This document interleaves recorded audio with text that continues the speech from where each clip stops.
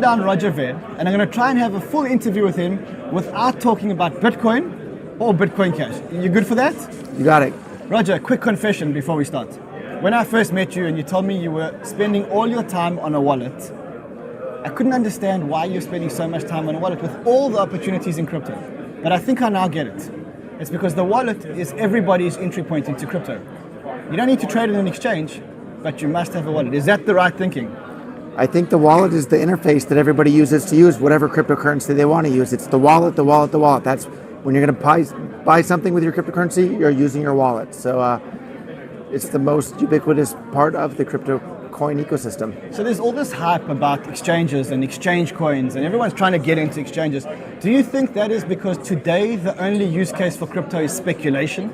No, but I think there's a lot of hype around anything when you see how much money these exchanges are making. So anything that makes that much money is going to get a lot of hype. But more competition is going to come to that space, and we're going to see the profit margins pushed down over time. And where are we when it comes to wallets? Do you think that the wallet ecosystem is built enough?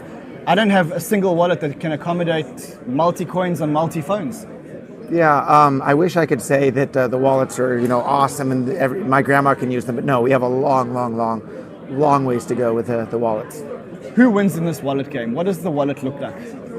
The wallet looks like something that's super easy to use. So look at Apple and how good of a job they've made making the iPhone easy for everybody to use.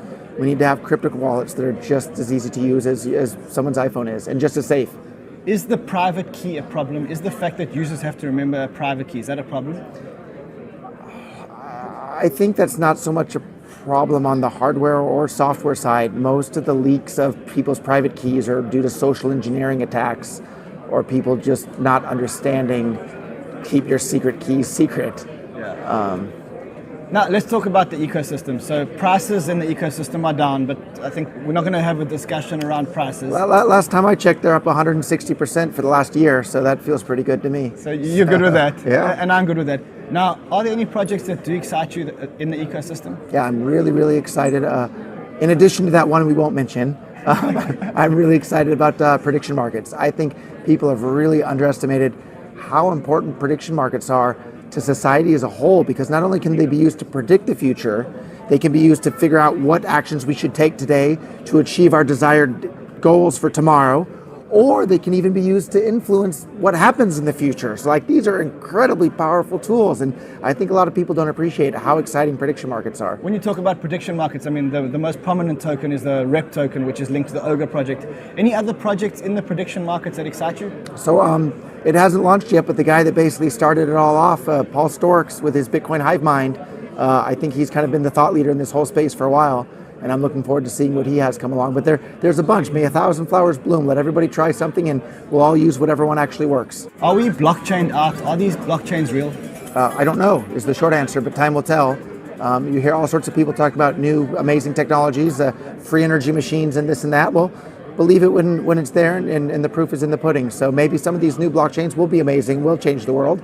Maybe they're just a flash in the pan with a bunch of vaporware behind them. We don't know, but I hope something even better than the current batch of cryptocurrencies comes along, because we'll all get to use that, just like I hope something better than my current iPhone comes along. Any other projects that excite you, or sectors, other than the one that we shall not mention until the end of the interview? It's the same thing that had me excited about cryptocurrency from day one, was bringing more economic freedom to the world, because more economic freedom makes everybody's life better off. And I see cryptocurrencies as a tool to bring more economic freedom to the world. Everyone of every color, wherever they happen to live or wherever they happen to be born, it doesn't matter. Cryptocurrencies are for everyone, and that still has me excited today just as much as it was when I first got involved almost 8 years ago. So I got involved a long time after you, and I was excited about the same thing, about bringing financial freedom specifically to Africa. We've been hearing this chant for a long time. Where are we when it comes to actually bringing these people the financial freedom? When I walk in Africa today, they don't know what cryptocurrency is, there's no adoption, there's no financial freedom. What are the barriers that stand in our way? So I don't think there's one single barrier. Of course, regulatory barriers are a big giant barrier, and oftentimes the regulatory hurdles are more difficult than the technical hurdles.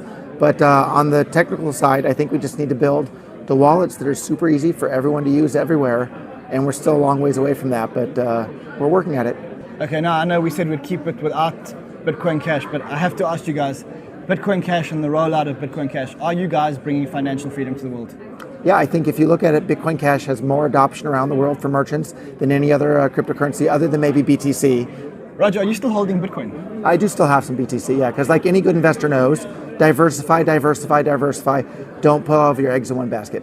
Okay, now, as a ratio, BTC holdings versus BCH holdings. BCH holdings are significantly more in dollar terms. Significantly more in Yeah, dollar significantly terms. more. More than double. More than double.